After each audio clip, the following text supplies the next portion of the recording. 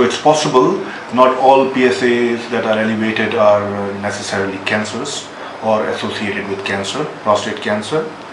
So I think things should be looked into context of the clinical situation.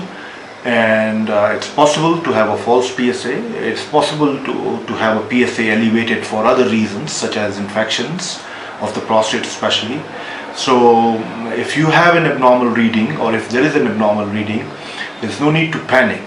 The need is to talk to your physician about the validity of the test. Maybe there is a need for repeating the test. Maybe there's a need of observation, waiting and watch. And I think instead of jumping to conclusion yourself, if you encounter an abnormal test, is to talk to your physician about it.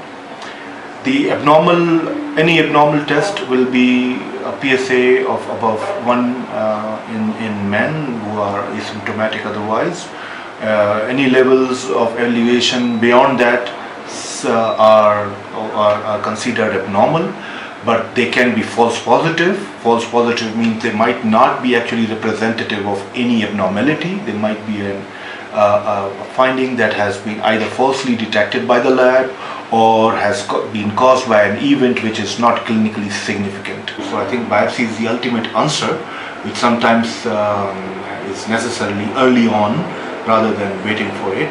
But I think they are pretty much conclusive. And if the physician is reassuring you and the biopsy is also negative, then the chances of you actually harboring an aggressive tumor like prostate cancer is very, very, very small.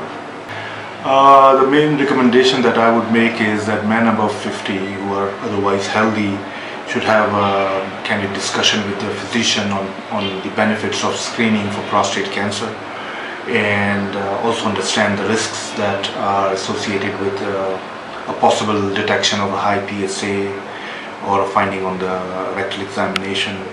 But men who are high risk or who have a family history of prostate cancer or other cancers, and especially men of African origin, because we know that African Americans are at higher risk inherently for prostate cancer. So they are encouraged from the age of 45 or even the age of 40 years and above, if they have a very strong family history of prostate cancer or other cancers, to have the discussion with their physician on the benefits and risks associated with early detection or screening for prostate cancer with PSA and a digital rectal examination.